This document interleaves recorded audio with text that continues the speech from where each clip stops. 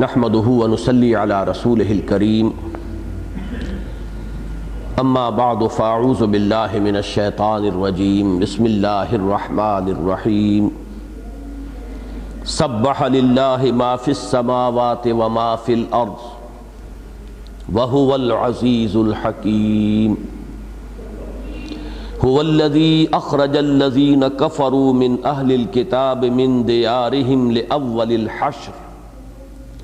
ما ظننتم أن يخرجوا وظنوا أنهم مانعتهم حصونهم من الله فآتاهم الله من حيث لم يحتسبوا وقذف في قلوبهم الرعب يخربون بيوتهم بأيديهم وأيدي المؤمنين فاعتبروا يا أولي الأبصار ولولا أن كتب الله عليهم الجلاء لعذبهم في الدنيا وَلَهُمْ فِي الْآخِرَةِ عَذَابُ النَّارِ ذَلِكَ بِأَنَّهُمْ شَاقُّوا اللَّهَ وَرَسُولَهُ وَمَنْ يُشَاقِّ اللَّهَ فَإِنَّ اللَّهَ شَدِيدُ الْعِقَابِ مَا قَطَعْتُم مِّن لِينَةٍ أَوْ تَرَكْتُمُوهَا قَائِمَةً عَلَى أُصُولِهَا فَبِإِذْنِ اللَّهِ وَلِيُخْزِيَ الْفَاسِقِينَ صدق اللہ العظیم۔ رب اشرح لي صدري ويسر لي امري واحلل عقدة من لساني يفقهوا قولي۔ اللهم ربنا الهمنا رشدنا واعذنا من شرور انفسنا۔ اللهم ربنا زدنا ایمانا وهدى وعلما نافعا وعملا صالحا ورزقا حلالا طیبا آمین یا رب العالمین۔ قرآن حکیم کی سورتوں کا جو چھٹا گروپ ہے مکی اور مدنی کے اعتبار سے، جس کے بارے میں کئی مرتبہ یہاں وضاحت ہو چکی ہے، اس چھٹے گروپ کی یہ مدنی صورتیں ہیں جن کا ہم آج کل مطالعہ کر رہے ہیں۔ جیسا کہ میں نے کئی مرتبہ عرض کیا ہے، قرآن مجید میں سورتوں کی تعداد کے اعتبار سے مدنی صورتوں کا یہ سب سے بڑا گلدستہ ہے۔ 10 صورتیں اس مجموعے میں یکجا جو ہیں موجود ہیں، سورہ حدید سے سورہ تحریم تک۔ کسی اور جگہ بھی تعداد کے اعتبار سے، بلکہ یوں سمجھیے کہ 4 سے زیادہ کا کوئی اور آپ کو گلدستہ نہیں ملے گا، اگرچہ ابتدائی جو 4 صورتیں ہیں، سورہ بقرہ اور سورہ نساء اور سورہ آل عمران اور سورہ مائدہ، وہ بڑی طویل صورتیں ہیں، حجم کے اعتبار سے تو وہ 6.25 پارے بن جاتے ہیں، لیکن بہرحال تعداد تو وہی 4 صورتیں رہیں گی۔ تو تعداد کے اعتبار سے مدنی صورتوں کا سب سے بڑا گلدستہ قرآن حکیم میں یہ ہے جو سورہ حدید سے شروع ہو کر سورہ تحریم تک چلا گیا ہے۔ ان 10 صورتوں میں سے 5 کے بارے میں نے جب سورہ حدید کا مطالعہ شروع ہوا تھا تو عرض کیا تھا کہ 5 ایسی ہیں کہ جن کا آغاز ہوتا ہے سبح للہ یا یسبح للہ کے الفاظ سے۔ ان کا مجموعی نام ہے مسبحات، وہ صورتیں جن کے آغاز میں تسبیح باری تعالیٰ کا ذکر ہے۔ اگرچہ اس میں 2 صورتیں اور بھی شامل کی جاتی ہیں مسبحات کے ایک بڑے عنوان کے تحت۔ سورہ بنی اسرائیل کا آغاز بھی تسبیح باری تعالیٰ سبحان الذی اسریٰ بعبدہ، اور آخری پارے میں سورۃ الاعلیٰ جو ہے اس میں امر کی صورت میں ہے سبح اسم ربک الاعلیٰ۔ تو یوں یہ 7 صورتیں بن جاتی ہیں، لیکن اس گروپ کی یہ 5 صورتیں المسبحات ہیں، اور اس گروپ کی صورتوں میں ان کی امتیازی شان ہے۔ اب تک ہم نے اس گروپ کی 2 صورتیں پڑھی ہیں، سورہ حدید، وہ ویسے بھی اس پورے گروپ میں جامع ترین صورت ہے۔ نہ صرف یہ کہ پورے گروپ میں بلکہ مسبحات میں بھی میں نے ایک نام تجویز کیا ہے کہ ام المسبحات۔ ان تمام مسبحات جو صورتیں ہیں ان کے مضامین کے اعتبار سے انتہائی جامع اور جڑ اور بنیاد کی حیثیت رکھنے والی سورہ حدید ہے۔ اس کے بعد سورہ مجادلہ، وہ ہم پڑھ چکے ہیں، اور اب یہ تیسری صورت ہے، یعنی اگر پوری تعداد کو پیش نظر رکھا جائے 10 صورتیں جو ہیں اس گروپ کی، اس کے اعتبار سے تیسری۔ مسبحات میں یہ دوسری صورت ہے۔ اس کے بارے میں ایک بات تو خاص طور پر یہ نوٹ کیجئے کہ ان مسبحات میں اس کی ایک امتیازی شان یہ ہے کہ اس کے آغاز میں بھی تسبیح باری تعالیٰ کا ذکر ہے اور اختتام پر بھی۔ یہ واحد صورت ہے، شروع ہو رہی ہے سبح للہ ما فی السماوات و ما فی الارض، اور اختتام بھی ہوتا ہے اس کا یسبح لہ ما فی السماوات والارض۔ لہذا معلوم یہ ہوا کہ یہ واحد صورت ہے کہ جس کے ابتدا اور اختتام دونوں پر یہ مضمون آ رہا ہے۔ جامعیت کے اعتبار سے بھی سورہ حدید کے بعد دوسرا نمبر اسی سورہ مبارکہ کا ہے، اس لیے کہ باقی جو 3 مسبحات ہیں اس گروپ میں جو شامل ہیں،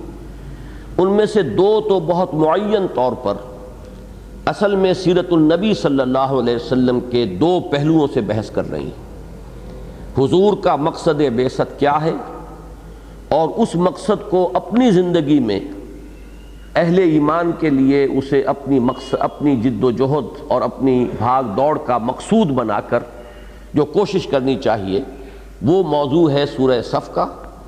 اور اس جد و جہد کا بنیادی طریقہ کار کیا ہے، اس کے لیے مردان کار کہاں سے ملیں گے، کس طریقے پر وہ لوگ تیار ہوں گے کہ جو اس جہاد میں حصہ لیں، یہ مضمون ہے سورہ جمعہ کا۔ اور یہ دونوں جو ہے یکجا ہو جاتی ہیں آ کے درمیان میں، اور عجیب ہے وہاں پر اتصال کہ سورہ صف سبح للہ ما فی السماوات و ما فی الارض سے شروع ہوتی ہے، اور سورہ جمعہ یسبح للہ ما فی السماوات و ما فی الارض۔ تو جیسے زمانوں میں زمانہ ماضی اور پھر فعل مضارع کے اندر زمانہ حال اور زمانہ مستقبل دونوں موجود ہیں، تو اس طرح گویا کہ یکجا ہو جاتے ہیں اور زمان کا احاطہ اس جوڑے میں ہو رہا ہے۔ اس کے بعد سورہ تغابن میں ایک مضمون ہے خاص،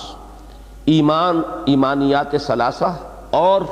اس کے متضمنات کہہ لیں، مقدرات کہہ لیں، کیا چیزیں ایمان کے اندر مخفی ہیں، اس کے تقاضے کیا ہیں کہ اگر ایمان واقعتاً دل میں پیدا ہو جائے تو انسان کی سوچ میں کیا تبدیلی آئے گی، اس کے نقطہ نظر میں کیا انقلاب آئے گا، اس کی ویلیو سٹرکچر کے اندر کیا تبدیلی آئے گی، کیا عملی اور فکری انقلابات اس کی زندگی میں آنے چاہیے، اس موضوع پر سورہ تغابن۔ سیرت النبی کے 2 موضوعات پر سورہ جمعہ اور سورہ صف۔ باقی یہ کہ جو جامع ترین صورت ہے وہ سورہ حدید، اور جیسا کہ ہم اس مطالعے کے دوران انشاءاللہ خود محسوس کر لیں گے، نمبر 2 پر جامع ترین صورت سورۃ الحشر ہے۔ اس سورہ مبارکہ کے ایک خاص پہلو اور نوٹ کر لیجئے اس سے پہلے کہ ہم آگے بڑھیں ان آیات کا مطالعہ کرنے میں، کہ سورہ حدید سے اس میں ایک عجیب مشابہت ہے۔ ایک تو جامعیت میں نے عرض کیا، اور نمبر 2 یہ کہ سورہ حدید کی ابتدائی 6 آیات میرے تاحال جو میرا مطالعہ ہے قرآن حکیم کا، اس کی حد تک ذات و صفات باری تعالیٰ کے موضوع پر جامع ترین مقام ہے قرآن حکیم کا۔ اس کو تفصیل سے میں بیان کر چکا ہوں، غالباً 3 ہمارے دروس بڑے مفصل جو ہیں ان 6 آیات پر ہوئے تھے، تو میرا یہ تاثر بہت سے حضرات کے سامنے آ چکا ہوگا۔ جو لوگ نئے آج ہیں، اب ان کے لیے اس کے کیسٹس موجود ہیں، وہ ان کی سماعت کر سکتے ہیں۔ اسی طریقے پر اسماء باری تعالیٰ کا سب سے بڑا گلدستہ جو ہے وہ سورہ حشر کی آخری 3 آیات میں ہے۔ میں نے وہاں یہ عرض کیا تھا تفصیل سے کہ اسماء و صفات میں فرق بڑا باریک سا ہے، حقیقت میں تو ایک ہی شے ہے، وہ نکرہ کی شکل میں آئے تو ہم اسے صفت کہہ دیتے ہیں، جب الف لام لگ کر وہ معرفہ معرف باللام ہو جائے گا تو وہ نام کہلائے گا، اسماء و صفات۔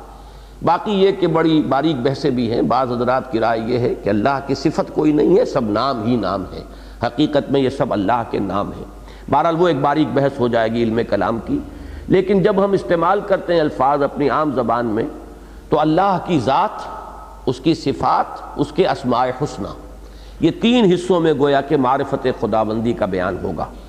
تو ذات و صفات باری تعالیٰ کے موضوع پر جامع ترین مقام قرآن حکیم کا اور اعلیٰ ترین علمی سطح پر ان چیزوں کا بیان، یہ ہے 6 آیات سورہ حدید کی۔ اور اسماء باری تعالیٰ، للہ الاسماء الحسنہ، اللہ کے جو اسماء حسنہ ہیں، اب ان میں بھی 99 100 اس کی ایک وہ ہے، جب ہم اس مقام پر پہنچیں گے تفصیلی بحث ہوگی۔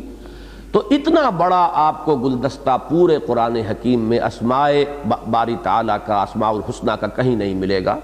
ایک آیت تو وہ ہے کہ جس میں یوں تو تسلسل کے ساتھ 8 اسماء ہیں، الملک القدوس السلام المؤمن المہیمن العزیز الجبار المتکبر۔ مزید یہ کہ اس کے آغاز میں چونکہ هو اللہ الذی لا الہ الا ہو، تو اللہ جو اسم ذات جس کو بعض حضرات کہتے ہیں، تو یوں اگر اس کو جمع کیا جائے تو 9 اسماء باری تعالیٰ ایک آیت میں جمع ہے، اس کی کوئی اور نظیر پورے قرآن میں موجود نہیں۔ اس کے بعد پھر 4 اسماء آتے ہیں اور اس کی بھی صرف ایک نظیر اور ملے گی، اور وہ بھی انہی مسبحات میں ہے، سورہ حج میں، یسبح للہ ما فی السماوات وما فی الارض الملک القدوس العزیز الحکیم، وہاں بھی 4 اسماء آئے ہیں۔ سورہ حدید میں بھی 4 اسماء آئے ہیں، لیکن وہ خاص مقام ہے جیسا کہ میں نے اس وقت عرض کیا تھا کہ وہ واحد ہے اس اعتبار سے کہ وہاں حرف واو درمیان میں آیا ہے، اور کہیں اللہ کے اسماء و صفات کے مابین کہیں حرف واو نہیں آتا۔ هو الاول والآخر والظاہر والباطن، باقی جہاں بھی آپ دیکھیں گے 2 آئیں، 4 آئیں یا 8 بھی آئے ہیں، جیسا کہ ابھی میں نے عرض کیا سورہ حشر کی ایک آیت میں کہیں درمیان میں حرف عطف نہیں ہے، بلکہ مسلسل وہ چلتا ہے ان کا ذکر۔ بہرحال یہ ایک مشابہ سورہ حدید کے ساتھ نوٹ کر لیجئے۔ باقی اس سورہ مبارکہ کو ہم درس کے اعتبار سے 4 حصوں میں انشاءاللہ پڑھیں گے، ان کا ذرا ایک اجمالی سا آپ کے سامنے جو ہے نقشہ آ جائے۔ پہلی 5 آیات میں بلکہ یوں کہیے کہ 17 آیات میں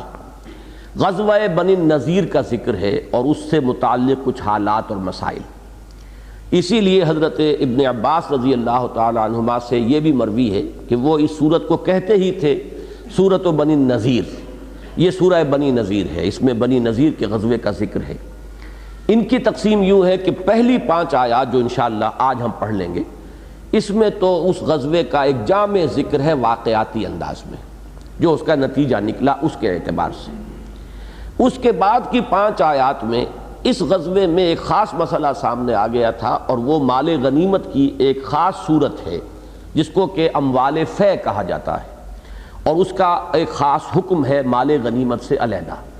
مال غنیمت تو وہ اموال تھے کہ جو جنگ کے بعد بالفعل جنگ ہو اور لوگوں نے اس میں سرفروشی کی ہو، میدان میں آئے ہو، باضابطہ مقابلہ ہوا ہو، پھر جو مال ملے وہ مال غنیمت ہے۔ اس کی تقسیم تو کا قاعدہ یہ ہے کہ اس کا خمس جو ہے وہ تو بیت المال کا ہے، اللہ اور اس کے رسول کا، اور باقی 4 حصے جو ہیں وہ تقسیم ہو جاتے تھے ان میں کہ جنہوں نے اس جنگ میں حصہ لیا۔ اس میں سے بھی حضور کا یہ طریق تھا کہ آپ جو سوار ہوتے تھے انہیں دوہرا حصہ دیتے تھے، اس لیے کہ ظاہر بات ہے کہ وہ اپنے اونٹ یا گھوڑے کو بھی مینٹین کرتے تھے، اور جو پیادہ ہوتے تھے ان کو اکیلا حصہ ملتا تھا۔ لیکن فے وہ اموال ہیں کہ جو اس طور سے حاصل ہو جائیں کہ باضابطہ جنگ کی نوبت نہ آئے، ایسے ہی کچھ روب ایسا طاری ہو جائے اہل ایمان کا جس کی وجہ سے کہ مخالفین یا جو دشمن ہیں وہ بغیر جنگ کیے ہوئے وہ پسپائی اختیار کر لیں یا شکست تسلیم کر لیں، تو پھر جو مال ملتا ہے وہ مال فے ہے۔ اس فے کے ضمن میں پھر تفصیلی احکام یہاں آئے ہیں، چونکہ حضور صلی اللہ علیہ وسلم نے اس سے ایک اہم مسئلے کو حل فرمایا تھا اس وقت، اور وہ یہ کہ جو مہاجرین آئے تھے مکے سے اور مدینے میں ابھی وہ ان کی کوئی معاشی جو ہے حیثیت جو ہے وہ برقرار نہیں ہوئی تھی، اس کی کوئی جڑیں نہیں تھیں، انہیں خصوصی طور پر ان اموال فے میں سے آپ نے حصہ دیا، اور اس کے ضمن میں پھر تعریف آئی ہے اہل ایمان کی اور انصار کی خاص طور پر کہ انہوں نے اسے ہرگز ناگوار نہیں سمجھا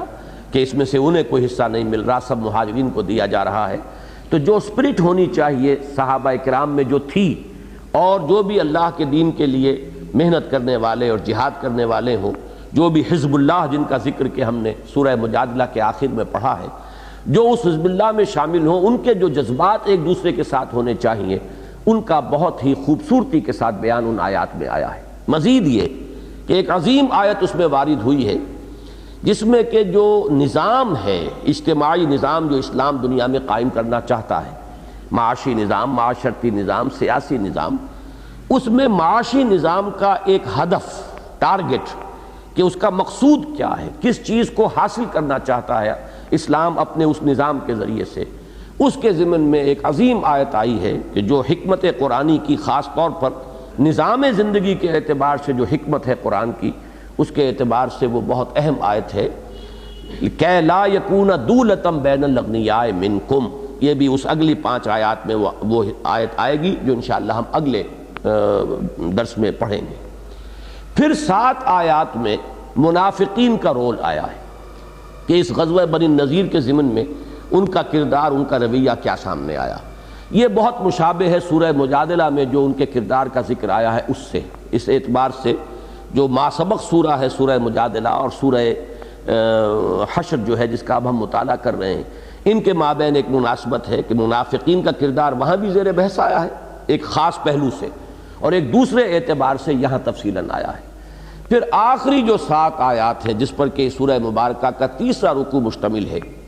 ان میں سے جیسا کہ میں عرض کر چکا ہوں آخری 3 آیات تو اسماء حسنہ کے عظیم ترین گلدستے پر مشتمل ہے، لیکن انہی میں ایک اور آیت بھی ہے جو میرے نزدیک قرآن حکیم کی عظیم ترین آیات میں شمار ہو سکتی ہے،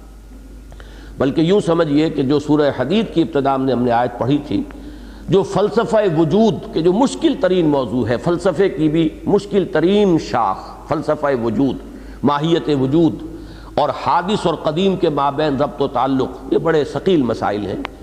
اس موضوع پر عظیم ترین آیت جو ہے هو الاول والآخر والظاہر والباطن وهو بكل شيء علیم،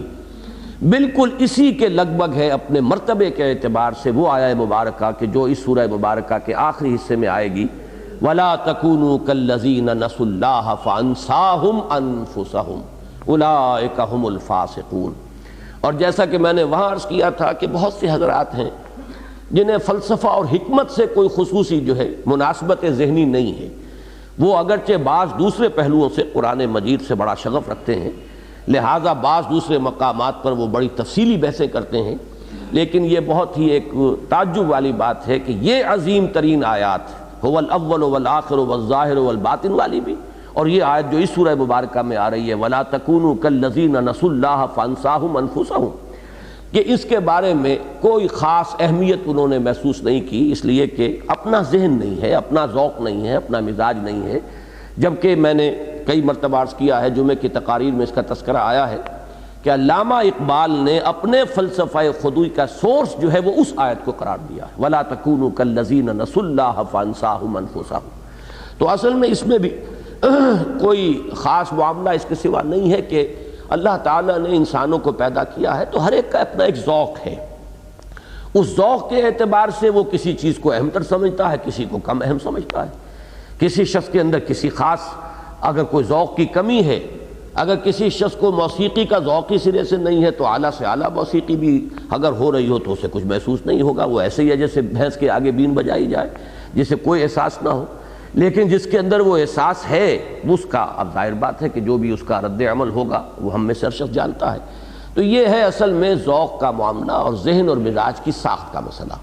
بہرحال یہ 4 حصے ہیں اور ارادہ یہ ہے کہ 4 نشستوں میں اللہ تعالیٰ اس سورہ مبارکہ کا درس جو ہے مکمل کرا دے۔ ہو سکتا ہے کہ آخری حصے کو پھر سپلٹ کرنا پڑے، اس میں ایک بہت عظیم آیت جو ہے عظمت قرآن کے موضوع پر بھی آئی ہے، لو انزلنا هذا القرآن على جبل لرأيته خاشعا متصدعا من خشیۃ اللہ۔ تو یہ 3 آیتیں جو ہیں حکمت قرآنی کے اعتبار سے بڑی عظمت کی حامل ہے سورہ مبارکہ میں، اور آخری 3 آیتوں میں سب سے بڑا گلدستہ اسماء حسنہ کا رہا ہے۔ تو ہو سکتا ہے کہ ہمیں وہ آخری 7 آیتیں جو ہیں انہیں 2 نشستوں میں مکمل کرنا پڑے۔ بہرحال اب آئیے کہ ہم اس سورہ مبارکہ کا سلسلے وار مطالعہ شروع کرتے ہیں۔ فرمایا سبح للہ ما فی السماوات و ما فی الارض، تسبیح کرتی ہے اللہ کی ہر وہ شے جو آسمانوں میں ہے اور ہر وہ شے جو زمین میں ہے، وہو العزیز الحکیم، اور وہ زبردست ہے کمال حکمت والا۔ یہ آیت بعین ہی صرف ایک لفظ کے فرق کے ساتھ سورہ حدید میں آ چکی ہے اور تفصیل سے میں بحث کر چکا ہوں۔ اب جس نہج پر ہم اس درس کو لے کر آگے چلنا چاہتے ہیں میں اب اس وقت تکرار نہیں کروں گا۔ جن حضرات کو بھی دلچسپی ہے وہ سورہ حدید کے کیسٹ سب موجود ہیں، ان کو سنیں، بلکہ ویڈیوز موجود ہیں دیکھیں اور وہاں سے استفادہ کریں۔ میں تفصیل سے عرض کر چکا ہوں، فرق صرف کیا ہے، وہاں تھا سبح للہ ما فی السماوات والارض، یہاں ما فی کا اضافہ ہوا ہے، تکرار ہے، اور اس کا فائدہ صرف ایمفیسس ہے۔ اللہ تعالیٰ کی تسبیح کرتی ہے ہر وہ شے جو آسمانوں اور زمین میں ہے،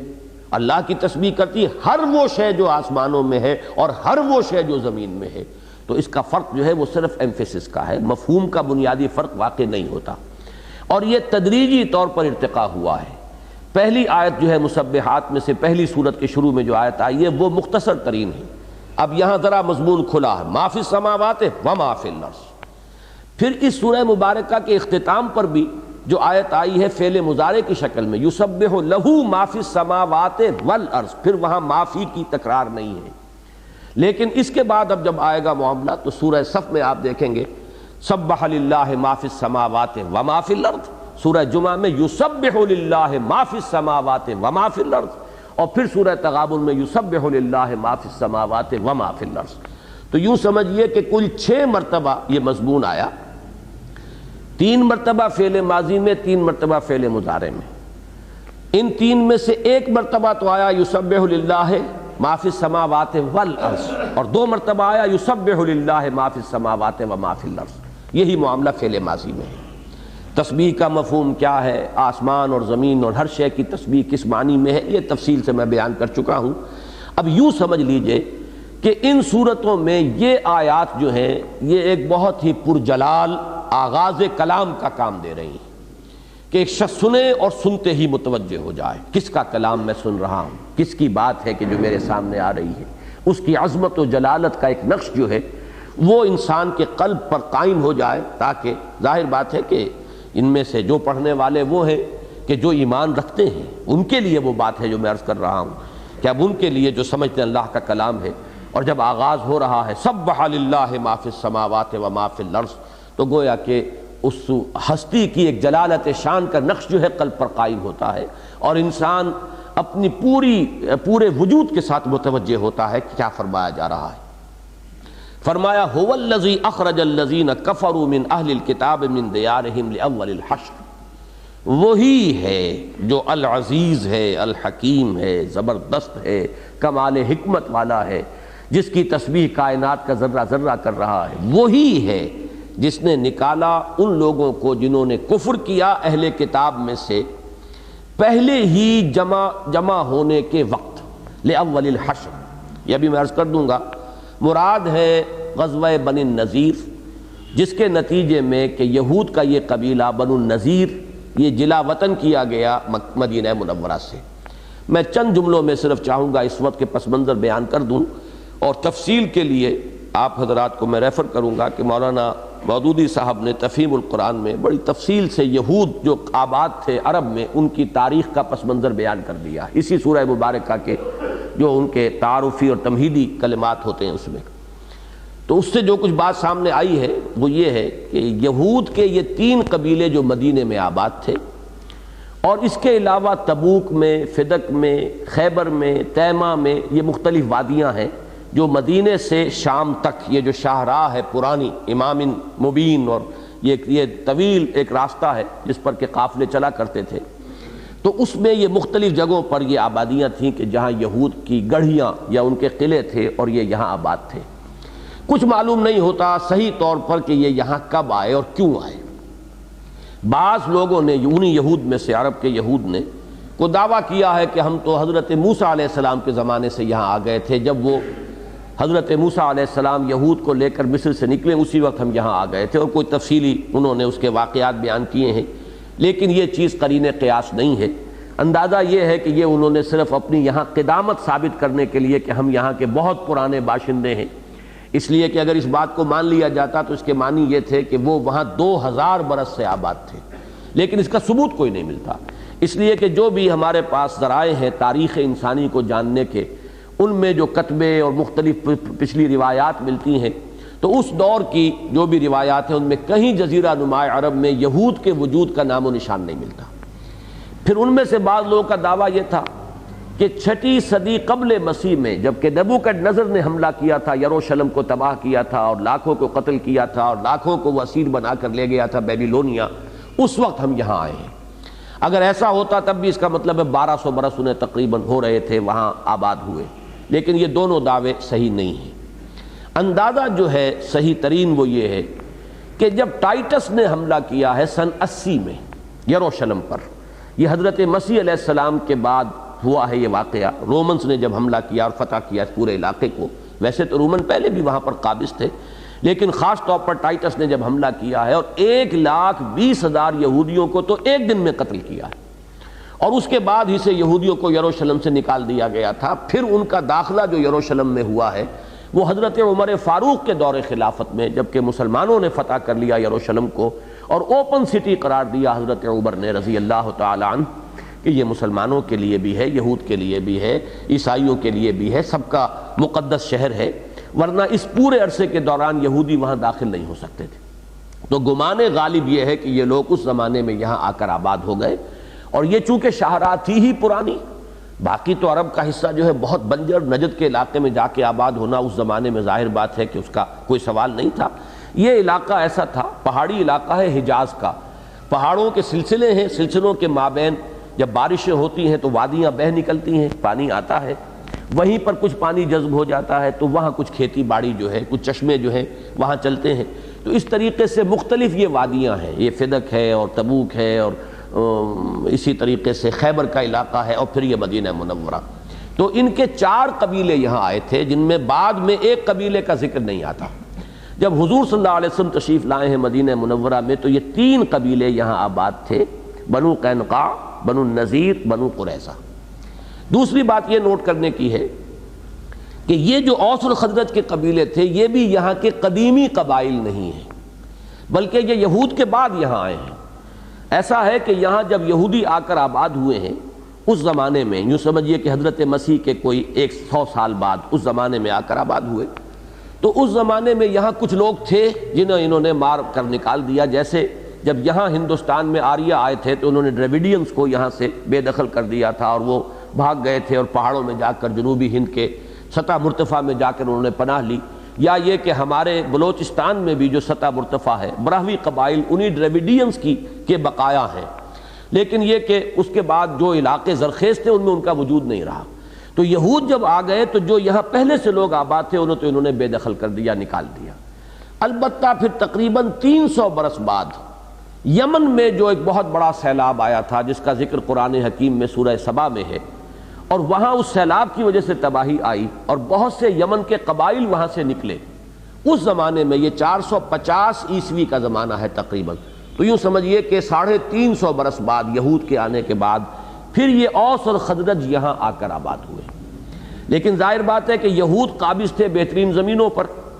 اوس اور خزرج بعد میں آئے تو ان کا حال وہاں پر بہت ہی خستہ رہا کافی عرصے تک۔ لیکن اس کے بعد ان کا ایک جو بڑا سردار تھا وہ شام سے غسانیوں کی مدد لے کر آیا۔ یہ بھی وہی لوگ ہیں کہ جو یمن کے سیلاب کے بعد نکلے تھے، وہ جا کر شام میں آباد ہو گئے تھے، ان کی طرف سے مدد لے کر آیا اور ان کی خاصی گوشمالی کرائی۔ اس کے نتیجے میں پانچا پلٹ گیا کہ اصل جو علاقے تھے مدینے کے جو زرخیز علاقے تھے وہ اوس اور خزرج کے قبضے میں آ گئے اور یہود کو باہر جا کر گڑھیاں بنانی پڑی۔ تو ایک صرف قبیلہ اس میں جو تھا بنو قینقاع، وہ تو مدینے کے اندر آباد رہا، لیکن 2 قبیلے بنو قریظہ اور بنو النذیر یہ ذرا مدینے سے باہر نکل کر مسجد قباء جہاں ہے اس کے ایک جنوب میں اور ایک مشرقی جانب میں یہ 2 قبیلے آباد ہو گئے۔ بنو قینقاع کا جہاں تک معاملہ ہے، حضور صلی اللہ علیہ وسلم جب تشریف لائے مدینہ منورہ تو آپ نے ان سے معاہدے کر لیے تھے۔ اس معاہدے کی بہت لمبی وہ شقیں اس کی ہیں۔ اہم ترین شق یہ تھی کہ اگر مدینے میں کوئی بیرونی حملہ آور آئے گا، جس کا اندیشہ موجود تھا کہ قریش جو ہیں وہ تعاقب کریں گے، حضور صلی اللہ علیہ وسلم اور مہاجرین جو مکے سے آئے ہیں یہاں آباد ہوئے ہیں، اور کھچڑی پکنی شروع ہو گئی تھی مکے میں فوراً ہی۔ وہاں وہ ہاکس بھی موجود تھے جو چاہتے تھے کہ ہم حملہ کریں جا کر اور تعاقب کریں محمد کا اور ان کے ساتھیوں کا صلی اللہ علیہ وسلم و رضی اللہ تعالی عنہم۔ لیکن وہاں وہ ڈوز بھی تھیں، میں نے تفصیل سے بحث کی ہے اس موضوع پر منہج انقلاب نبوی اپنی کتاب میں، کہ جیسے ہاکس اینڈ ڈوز کی اصطلاح آج کل استعمال ہوتی ہے، دنیا میں ہمیشہ یہ چیزیں چلی آئی ہیں، تو ہاکس بھی تھے، ڈوز بھی تھیں، تو انہوں نے روکے رکھا، ریسٹرین کیے رکھا اور کوئی حملہ آور نہیں ہونے دیا انہیں۔ لیکن حضور کو چونکہ اندیشہ تھا تو آپ نے آتے ہی ایک کام یہ کیا، اور یہ آپ کی بہت بڑی دور اندیشی ہے جس کو مستشرقین نے بھی بہت خراج تحسین ادا کیا ہے کہ واقعتاً معاملہ فہمی اور دور اندیشی کا شاہکار ہے، کہ حضور نے آتے ہی ان یہود کے قبائل سے معاہدے کر لیے، اور معاہدے میں یہی تھا، یوں سمجھیے کہ جوائنٹ ڈیفنس آف مدینہ، کہ مدینے پر اگر حملہ ہوگا تو ہم مل کر دفاع کریں گے۔ لیکن یہ تینوں قبیلے جو ہے بنو قینقاع، بنو نذیر اور بنو قریظہ، یہ بد عہدی کرتے رہے مختلف مواقع پر، اور اس کی پاداش میں پھر انہیں یہاں سے جلا وطن ہونا پڑا۔ پہلا معاملہ بنو قینقاع کا ہوا، اس کی تفصیل میں جانے کا یہ موقع نہیں ہے، وہ تو بدر کے فوراً بعد ہو گیا تھا۔ دوسرا معاملہ بنی نذیر کا ہوا ہے، یہ احد کے فوراً بعد ہوا ہے۔ چونکہ احد میں مسلمانوں کو خاصی زخمی پہنچ گئی تھی، نقصان پہنچا تھا، 70 صحابہ شہید ہوئے تھے، اور ایک حساب سے تو کہا جائے تو کہا جا سکتا ہے کہ شکست ہوئی تھی۔ یہ تو ایک ابھی تک عقدہ لا ینحل ہے، اللہ تعالیٰ ہی کی طرف سے کوئی خاص تدبیر کہا جا سکتا ہے کہ اتنی واضح فتح پانے کے باوجود ابو سفیان اپنے لشکر کو لے کر واپس چلے گئے۔ بعد میں انہیں خیال بھی آیا، حضور کو گمان بھی تھا کہ یہ چلے گئے ہیں، انہیں اپنی غلطی کا احساس ہوگا، یہ پھر پلٹ کر حملہ کریں گے، لیکن یہ اسی لیے آپ نے فرمایا تھا کہ لوگ ابھی ذرا یعنی آرام کی نہ سوچیں بلکہ کمر کس لیں دوبارہ، اور غزوہ احد کے بعد آپ نے تعاقب کیا الٹا، حالانکہ مسلمانوں کا حال اس وقت بہت ہی خستہ تھا، اور وہ بات ثابت بھی ہو گئی کہ انہوں نے سوچا تھا کہ واپس آنا چاہتے تھے حملہ آور ہونے کے لیے، لیکن میں یہ سمجھتا ہوں کہ یہ خاص اللہ تعالیٰ کی ایک حکمت تھی۔ بہرحال مسلمانوں کو جو زد پہنچی احد میں، اس سے اب ان کے حوصلے اور بڑھ گئے۔ ایک تو ان کی طرف سے جو ہو چکی تھی خلاف ورزی کہ انہوں نے جو معاہدہ تھا اس کی خلاف ورزی کی کہ انہیں بھی مدینے کے دفاع میں حصہ لینا چاہیے تھا۔ بدر کا معاملہ علیحدہ تھا، بدر میں مدینے پر حملہ نہیں ہوا تھا بلکہ حضور صلی اللہ علیہ وسلم نے مدینے سے باہر نکل کر مقابلہ کیا تھا۔ بدر جو ہے وہ 80 میل کے فاصلے پر ہے مدینہ منورہ سے، اس اعتبار سے بدر کا معاملہ تو تھا مختلف، لیکن احد میں تو اب قریش آ گئے تھے اور مدینے پر حملہ آور ہوئے تھے، تو جو پیکٹ تھا، جو معاہدہ تھا میثاق مدینہ، اس کی روح سے انہیں اب دفاع میں حصہ لینا چاہیے تھا۔ تو مجرد یہ چیز بھی کہ انہوں نے دفاع میں حصہ نہیں لیا، یہ گویا کہ ان کی طرف سے نقض عہد ہو چکا تھا، انہوں نے اپنے عہد کی خلاف ورزی کی تھی۔ مزید برآں انہوں نے ایک سازش کی، حضور صلی اللہ علیہ وسلم ایک خاص معاملے میں گفتگو کرنے کے لیے، دیت کا کوئی مقدمہ تھا، اور اس میں آپ گفتگو کرنے کے لیے کہ اتنا مال یا اتنی دیت جو ہے اس کی اتنی مالیت کی آپ کی ذمہ داری ہے کہ ادا کریں، تو آپ گئے یہاں بنی نذیر کے علاقے میں، اور وہاں آپ ایک ان کے مکان کے باہر، جیسے کہ ہوتا تھا پچھلے زمانے میں، کوئی اور ہوتے تھے، کہیں کوئی ایک چوپال سی ہے، چاروں طرف مکان ہے، تو ایک مکان کی دیوار کے ساتھ ٹیک لگا کر آپ بیٹھے ہوئے تھے اور لوگ بھی تھے۔ تو ان لوگوں نے یہ کہا کہ ٹھیک ہے یا ابو القاسم، آپ کا مطالبہ صحیح ہے، ہم آپ کی بات پوری کریں گے، ذرا ہمیں مشورہ کرنے کی مہلت دیجیے۔ اب وہ چلے گئے، وہاں جا کر مشورہ یہ کیا کہ یہ سنہری موقع ہے، دیوار کے ساتھ ٹیک لگا کر محمد بیٹھے ہوئے صلی اللہ علیہ وسلم، کوئی شخص جائے اور اوپر سے بھاری پتھر، چکی کا ایک پارٹ وہ لے جا کے ان کے اوپر گرا دے، ان کو کچل دے، ختم کر دے، تاکہ یہ سارا معاملہ ختم ہو جائے، یہ جو ہماری روز روز کی یہ جو ایک مصیبت بنی ہوئی ہے۔ ادھر سے حضرت جبرائیل علیہ السلام نے آ کر حضور کو اس کی خبر دے دی کہ یہ سازش انہوں نے کی ہے۔ حضور تیزی کے ساتھ وہاں سے اٹھے، صحابہ کرام حیران بھی ہوئے، حضور کے ساتھ حضرت ابوبکر، حضرت عمر، حضرت علی تھے، لیکن انہیں نہیں معلوم نہیں تھا، لیکن آپ تیزی کے ساتھ اٹھ کر روانہ ہو گئے۔ پھر آپ نے کہلوایا کہ تم نے یہ معاملہ کیا۔ یہ آتا ہے کہ اس وقت بھی ان میں سے ایک سردار نے انہیں روکا تھا کہ دیکھو تم یہ کام نہ کرو، اس لیے کہ انہیں اس کی اطلاع ہو جائے گی، کیونکہ یہود جانتے تو تھے کہ یہ اللہ کے نبی ہیں، رسول ہیں، یعرفونہ کما یعرفون ابناہم، اللہ انہیں مطلع کر دے گا، اور تمہاری غداری جو ہے، بے وفائی، یہ تشتت بام ہو جائے گی، لہذا باز آ جاؤ۔ لیکن وہ باز نہیں آئے، فیصلہ انہوں نے کر لیا۔ اب حضور نے جب فرمایا تم نے یہ سازش کی، تو وہ اس کا انکار نہیں کر سکے۔ یہ میں سمجھتا ہوں کہ جب میں آج پڑھ رہا تھا تو میرے ذہن میں واقع آیا کہ جیسے حضرت ابو سفیان یہ فرماتے ہیں کہ ایمان لانے سے پہلے ہرقل کے دربار میں جب حاضری ہوئی تھی، حضور کا نامہ مبارک وہاں پہنچا تھا، تو ان کے الفاظ یہ آتے ہیں کہ میں چاہتا تھا کہ جھوٹ بولوں، لیکن میں نے سوچا یہ جو میرے ساتھ اور لوگ تھے قریش کے کہ یہ کیا کہیں گے، اتنا بڑا سردار ہو کر جھوٹ بول رہا ہے۔ تو ایک غیرت اور ایک حمیت جو ہے، چاہے وہ حمیت ذات ہی ہو، چاہے وہ عزت نفس ہی ہو، بسا اوقات آدمی کے قدم جو ہے وہ روک دیتی ہے کسی غلط کام سے۔ تو جیسے اس وقت وہ جھوٹ نہیں بول سکے ابو سفیان رضی اللہ تعالیٰ عنہ، بعد میں ایمان لے آئے ہیں، جلیل القدر صحابی ہیں، ایسے ہی یہ لوگ بھی، چونکہ دل میں چور موجود تھا، خود ان میں ایک شخص موجود تھا جس نے یہ کہا تھا کہ تم دیکھ لو یہ کر تو رہے ہو یہ سازش، لیکن انہیں اطلاع ہو جائے گی، لہذا وہ انکار نہیں کر سکے۔ اس پر پھر ان کو وہاں سے جلا وطن کیا گیا، اور اس جلا وطنی میں پھر انہوں نے یہ کیا، حضور نے چونکہ محاصرہ کیا تھا، چند دن محاصرہ رہا، لڑائی کی نوبت نہیں آئی، اس لیے جو مال وہاں پہ ملا ہے بعد میں اسے اس کو مال فے کہا گیا ہے، وہ مال غنیمت نہیں ہے۔ اس کے بعد ظاہر بات ہے کہ جب ان سے کہا گیا کہ جو سامان بھی تم اونٹوں پر لاد کر لے جا سکتے ہو سوائے اسلحہ کے، اسلحہ یہی چھوڑنا ہوگا، اور جو سامان اونٹوں پر لاد کر لے جا سکو لے جاؤ، اور اپنے بیوی بچوں کو لے کر یہاں سے چلے جاؤ۔ تو انہوں نے خود ہی اپنے گھروں کو توڑا، اور کوئی دروازہ کسی کی چوکھٹ اچھی تھی تو وہ نکال کے وہ ساتھ لے کر جا رہا ہے، تو گویا کہ وہ گھر جو بڑے چاؤ سے انہوں نے بنائے تھے، کوئی شہتیر اور کوئی کڑیاں اور کوئی کھڑکیاں اور اس سے پہلے بھی انہوں نے جب مقابلہ کرنے کے لیے جو اپنی فورٹیفیکیشن کی تھی، قلعہ بندی کی تھی، اس کے لیے بھی بہت کچھ انہوں نے توڑ پھوڑ کر کے اپنی ان آبادی کے اندر سے سامان نکالا تھا، تو اس کا نقشہ اس سورہ مبارکہ میں کھینچا جا رہا ہے کہ یہ صورتحال واقع ہوئی۔ ایک خاص واقعہ اور ہے، وہ میں بعد میں ذکر کر دوں گا۔ بہرحال اس پر اکتفا کرتے ہوئے اب آپ ان آیات کا ترجمہ کر لیجئے، تو میں سمجھتا ہوں کہ پورا مضمون جو ہے وہ از خود واضح ہو جائے گا۔ هو الذی اخرج الذین کفروا من اہل الکتاب، وہی ہے اللہ، میں عرض کر چکا ہوں کہ وہی کون، جس کی تسبیح کرتی ہے آسمان اور زمین کی ہر شے، جو العزیز ہے الحکیم ہے، وہی ہے جس نے نکالا اہل کتاب میں سے کفر کرنے والوں کو من دیارہم، ان کے گھروں سے، لأول الحشر۔ یہ اول الحشر کے مفہوم میں دو رائے موجود ہیں۔ عام طور پر زیادہ لوگ ترجمہ کرتے ہیں کہ اول حشر سے مراد ہے پہلا اخراج۔ پہلا اخراج تو مدینے سے ہو رہا ہے یہودیوں کا، بنو قینقاع کا ہوا، پھر بنو نذیر کا ہوا، پھر وہ بنو قریظہ کے ساتھ تو معاملہ اس سے زیادہ سخت ہوا ہے، انہیں تو بڑی شدید سزا ملی ہے بعد میں، وہ غزوہ احزاب کے بعد ہوا ہے۔ 3 قبیلے 3 بڑی جنگوں کے ساتھ ضمیمے کے طور پر ان کا معاملہ آیا ہے۔ غزوہ بدر کے بعد بنو قینقاع کا، غزوہ احد کے بعد یہ بنو نذیر کا، اور غزوہ احزاب کے بعد بنی قریظہ کا۔ اس کے بعد حضرت عمر کے زمانے میں رضی اللہ تعالی عنہ انہیں جزیرہ نماء عرب سے بالکل نکال دیا گیا، تو وہ گویا کہ دوسرا حشر ان کا ہوا، اور تیسرا پھر جو حشر ہے وہ قیامت کے دن ہونے والا ہی ہے۔ تو ایک رائے تو یہ ہے لأول الحشر کے پہلی مرتبہ کا اخراج، لیکن ایک دوسری رائے جو مجھے زیادہ قرین قیاس معلوم ہوتی ہے، اور شاہ ولی اللہ دہلوی رحمۃ اللہ علیہ کی رائے بھی وہی ہے، وہ یہ کہ جسے ہم اپنی زبان میں اردو میں کہتے ہیں محاورے میں اول وہلہ،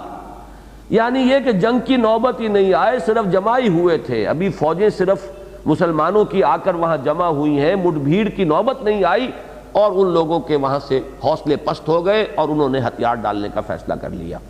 تو یہ جو ہے لأول الحشر سے مراد، اس لیے کہ حشر کے معنی واقعتاً یہ ہے کہ اخراج نہیں بنتے، حشر کے معنی جمع کرنا ہوتا ہے، منتشر لوگوں کو کہیں جمع کرنا، یہ ہے حشر۔ تو میدان حشر بھی ہم اس لیے کہتے ہیں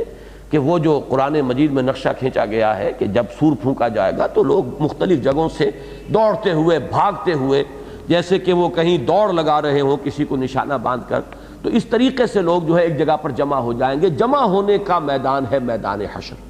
تو یہ گویا کہ پہلی جمعیت، ابھی وہ نوبت نہیں آئی تھی، لڑائی سے پہلے جمع ہوتے ہیں فوجیں، ان کی صف بندی ہوتی ہے، ان کے اندر جو ہے وہ رینکس اور کارڈرز کا تعین ہوتا ہے، ابھی یہی ہو رہا تھا لأول الحشر کہ انہوں نے، ان کے حوصلے پست ہو گئے اور انہوں نے ہتھیار ڈالنے کا اور اپنے آپ کو مسلمانوں کے رحم و کرم پر چھوڑ دینے کا فیصلہ کر لیا۔ ما ظننتم ان یخرجوا، تم نہیں گمان کرتے تھے کہ وہ نکلیں گے۔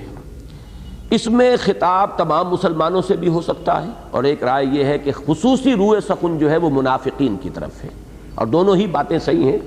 یہاں جب خطاب ہوتا ہے قرآن مجید میں نے بارہا عرض کیا ہے کہ یا ایھا الذین آمنوا کے الفاظ میں بھی خطاب عام ہوتا ہے، مومنین صادقین، منافقین سب سے خطاب ہوتا ہے یا ایھا الذین آمنوا سے، وہی بات یہاں بھی ہو سکتی ہے۔ اور واقعہ یہ ہے کہ جو حالات تھے فی الواقع اس کی روح سے کہ ان کے بڑے مضبوط قلعے تھے، ایک بڑی مضبوط جمعیت تھی ان کی، پھر یہ کہ بنو قریظہ موجود تھے فاصلے پر، تھوڑے سے فاصلے پر، وہ امید ہو سکتی تھی کہ وہ بھی یہود میں سے ہیں، قبیلہ یہود کا ہے، وہ مدد کریں گے۔ پھر جیسا کہ ہم تیسرے حصے میں جا کر اس سورہ مبارکہ میں دیکھیں گے، عبداللہ ابن ابی کے لوگوں نے، اور اس نے پیٹھ ٹھوکی تھی ان کی کہ 2000 آدمی میرے ہیں، تمہارا ساتھ دیں گے، بالکل نہ نکلو، ڈٹے رہو، جمے رہو، ہم تمہارا ساتھ دیں گے۔ لہذا مسلمانوں کو جو بھی باحوال ظاہر، تو ظاہر بات ہے کہ یہی محسوس ہو رہا ہوگا کہ نکلنے والے نہیں ہیں، مٹ بھیڑ ہوگی، جنگ ہوگی، خونریزی ہوگی، یہ سارے مراحل جو ہے پیش آئیں گے۔ اور خاص طور پر اس میں روح سخن ان منافقین کی طرف ہے کہ جو در پردہ انہیں پیغام دے رہے تھے کہ تم سمجھتے تھے کہ یہ نکلیں گے نہیں، جمے رہیں گے، اور تم نے بھی اسی امید میں ان کی پیٹھ ٹھوکی کہ ان کا حوصلہ اور جو ہے ذرا قوی ہو جائے، تاکہ جو بھی بہتر نتیجہ نکلے پھر ہم ان سے کچھ اس کا معاوضہ بھی طلب کر سکیں کہ ہم بھی تمہاری مدد کے لیے تیار تھے، جیسے کہ سورہ احزاب میں بھی اس کا نقشہ آیا ہے۔ تو فرمایا کہ ما ظننتم ان یخرجوا، تمہارا گمان نہیں تھا کہ یہ نکلیں گے، وَظَنُّوا أَنَّهُمْ مَانِعَتُهُمْ حُصُونُهُمْ مِنَ اللَّهِ، اور خود ان کا بھی گمان یہ تھا، وہ بھی یہ سوچ رہے تھے کہ ان کی جو گڑھیاں ہیں، ان کے جو قلعے ہیں، ان کی جو فصیلیں ہیں، وہ انہیں بچا لیں گی اللہ سے، اللہ کی عذاب سے، اللہ کے پکڑ سے۔ بطش اللہ یا عذاب اللہ سے ان کو روک بچ جائیں گی یہ اور ان کی حفاظت کریں گی، ان کا بھی گمان یہ تھا۔ لیکن یہ کہ جو ہوا ہے فی الواقع وہ اس کے بعد آ رہا ہے۔ اس میں جو یہ الفاظ آئے ہیں کہ انہوں نے یہ گمان کیا تھا کہ ان کے یہ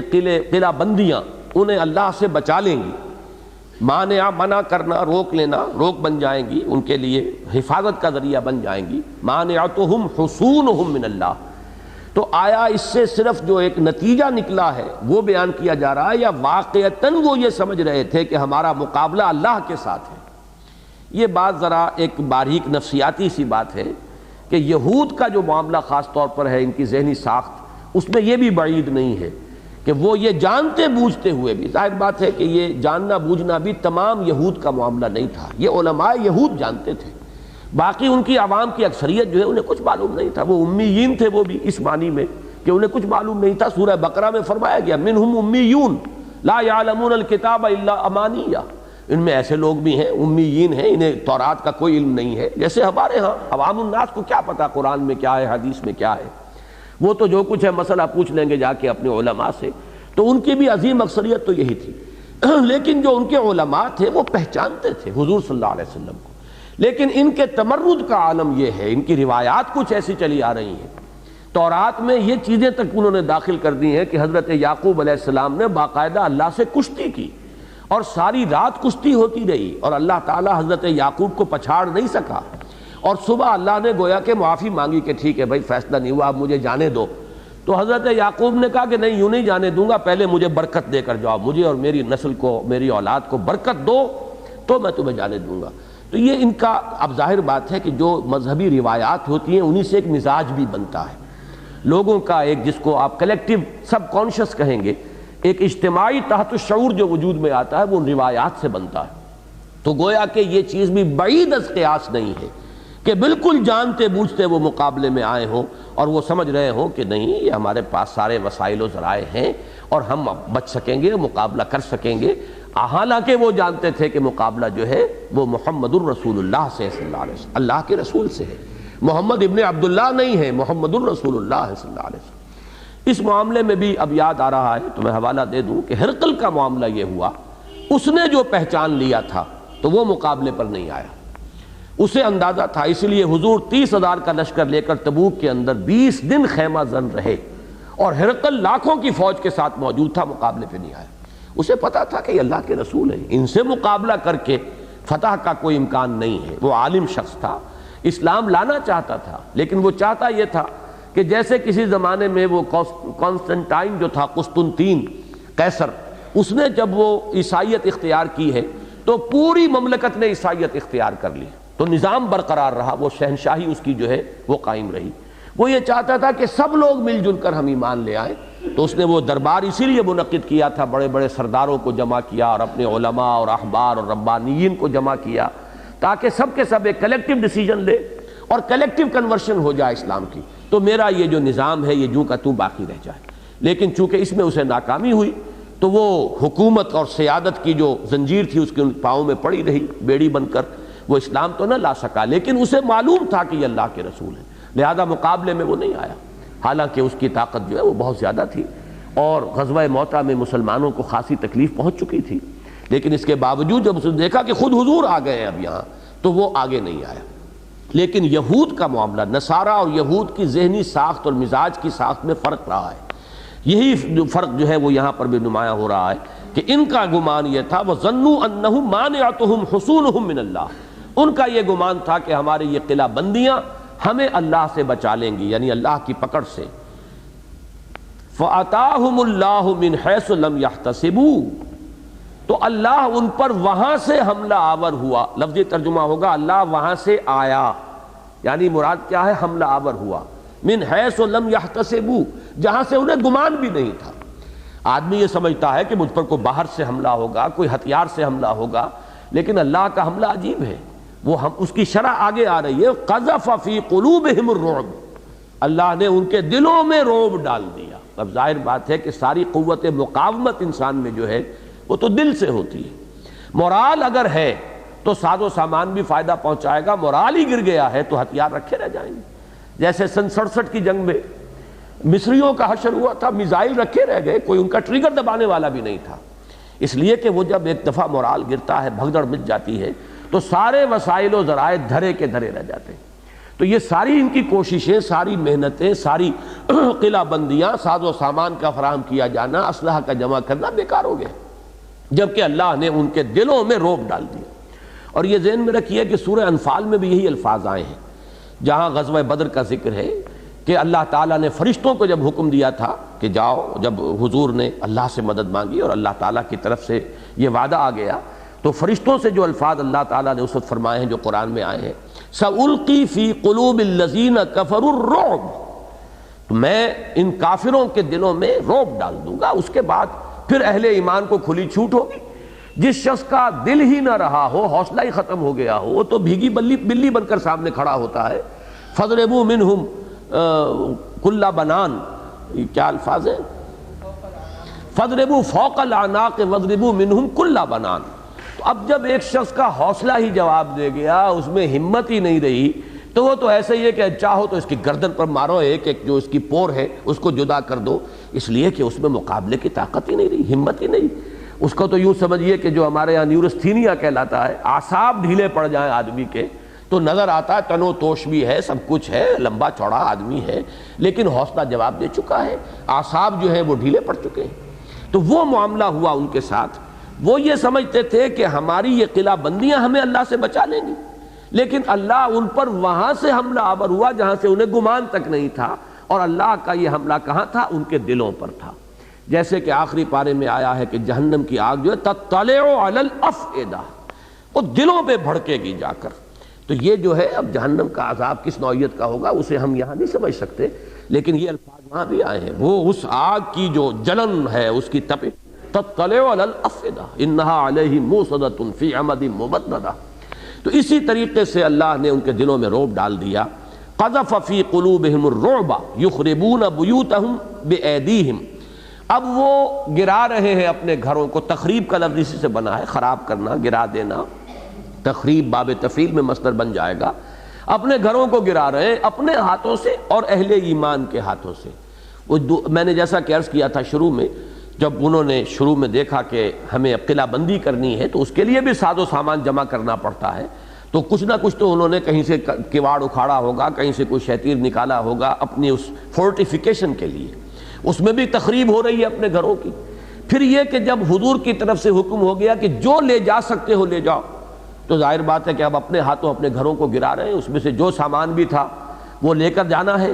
لکڑی کے شہتیر ہیں، قیمتی ہیں، دیوار ہیں، چوکھٹیں ہیں۔ مزید یہ کہ اس لیے بھی خراب کر رہے ہوں گے اور انہیں مسمار کر رہے ہوں گے کہ اب تو یہ مسلمانوں کے قبضے میں آئیں گے، جیسے کہ جنگوں میں ہوتا ہے، کہیں سے پسپائی اگر کسی فوج کو اختیار کرنی پڑے تو وہ سب کچھ وہاں تباہی پھیر کر وہاں سے جاتی ہے، تاکہ جو فاتح جو فوج ہے اس کے ہاتھ کچھ نہ لگ سکے۔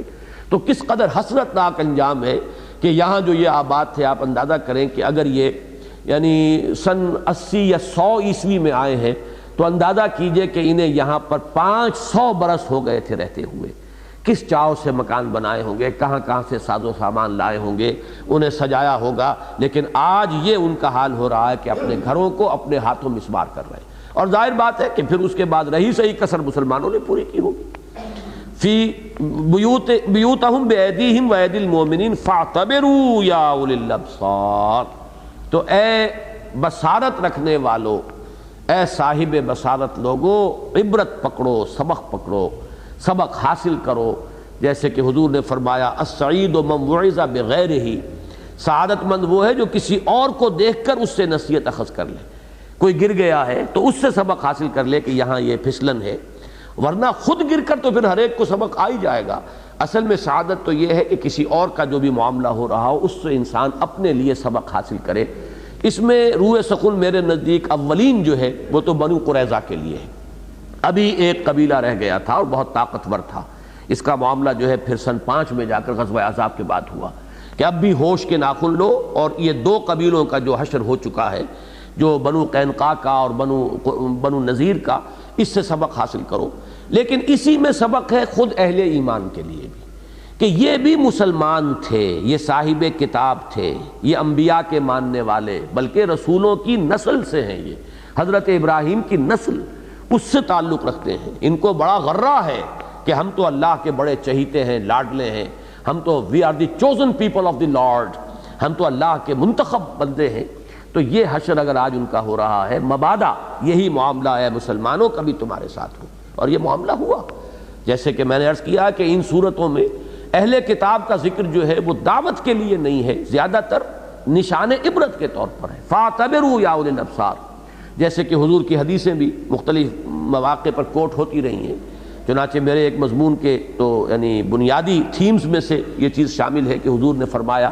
لَيَأْتِيَنَّ عَلَىٰ أُمَّتِي كَمَا أَتَىٰ عَلَىٰ بَنِي إِسْرَائِيلَ حَزْوَ النَّعْلِ بِالنَّعْلِ، میری امت پر بھی وہ تمام حالات وارد ہوں گے جو بنی اسرائیل پر ہوئے، بالکل اس طرح جیسے ایک جوتی دوسری جوتی سے مشابہ ہوتی ہے. ایک جوڑے کی دو جوتیاں بظاہر تو ان میں فرق ہے، حقیقت میں جب آپ ان کے تلووں کو جوڑیں گے تو کوئی فرق نہیں ہوگا. اوپر سے دیکھیں گے تو ایک کا رخ ایک طرف ہے، ایک کا رخ دوسری طرف ہے، لیکن تلوے جوڑیے تو بالکل ایک ہوگی. تو اسی طرح کے حالات مسلمانوں میں آئے. وہی عملی، اخلاقی، اعتقادی، فکری، نظری، ہر طرح کی گمراہیاں جو یہود میں پیدا ہوئی کہ مسلمانوں میں پیدا ہوئی. تو یہ گویا کہ ایک طرف عبرت ہے ان کے لیے، بنو قریظہ کے لیے خاص طور پر، دوسری طرف عبرت جو ہے یہ مسلمانوں کے لیے. فَاعْتَبِرُوا يَا أُولِي الْأَبْصَارِ، تو اے ہوش بندو، اے عقل و خرد کے حامل لوگو، جنہیں بھی کوئی بصارت ظاہری اور بصیرت باطنی حاصل ہے، انہیں چاہیے کہ اس سے عبرت حاصل کریں اور سبق پکڑیں. وَلَوْلَا أَن كَتَبَ اللَّهُ عَلَيْهِمُ الْجَلَاءَ لَعَذَّبَهُمْ فِي الدُّنْيَا، اور اگر ایسا نہ ہوتا کہ اللہ نے ان کے لیے جلا وطنی ہی طے کی ہوتی، یعنی اللہ تعالیٰ کے ہاں اس کے علم کامل میں تو یہ تمام چیزیں پہلے سے موجود ہیں. یہ تو ظہور ہو رہا ہے، ایکسفولیشن ہو رہا ہے ان چیزوں کا، اللہ کے علم میں تو طے شدہ ہے.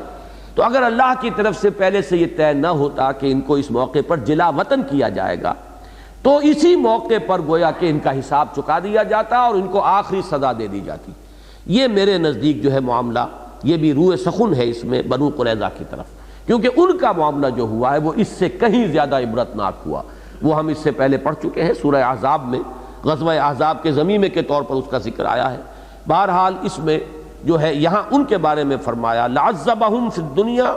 تو اللہ تعالیٰ انہیں دنیا ہی میں سخت ترین سزا دیتا. وَلَهُمْ فِي الْآخِرَةِ عَذَابُ النَّارِ، اور ان کے لیے آخرت میں تو آگ کا عذاب ہے ہی، جہنم جو ہے وہ تو ان کے لیے تیار ہے ہی. ذَلِكَ بِأَنَّهُمْ شَاقُّوا اللَّهَ وَرَسُولَهُ،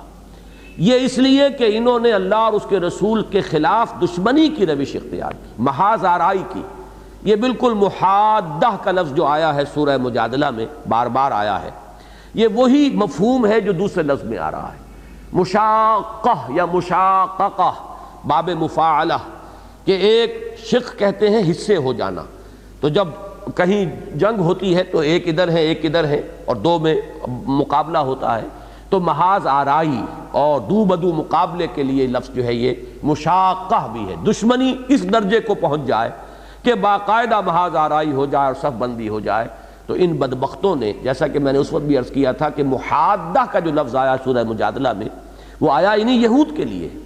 اور منافقین کا جرم وہاں یہ بیان کیا گیا تھا کہ یہ ان سے دوستی کر رہے ہیں، ان کے ساتھ ان کے مراسم ابھی تک قائم ہیں، حالانکہ انہیں اپنی بچشم سر دیکھ رہے ہیں کہ وہ اللہ اور اس کے رسول کے خلاف محاذ آرائی کیے ہوئے ہیں. پھر بھی ان کا حال یہ ہے کہ ان کے ساتھ اپنے دیرینہ مراسم اور دوستیوں کو نبھاتے چلے جا رہے ہیں. تو یہاں وہی لفظ آیا ہے، مفہوم وہی ہے، لفظ بدل گیا.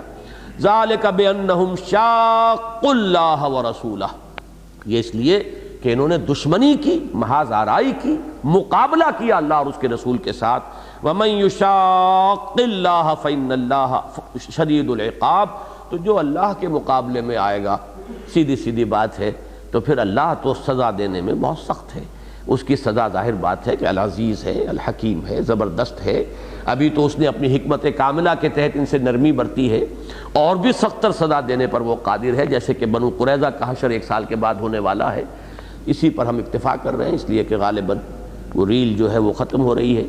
اب انشاءاللہ ایک آیت جو اس کی رہ گئی ہے وہ اگلے حصے میں شامل کر کے اگلے ہفتے کو پڑھیں گے. بارک اللہ لی ولکم فی القرآن العظیم ونفعنی وإیاکم بالآیات والذکر الحکیم.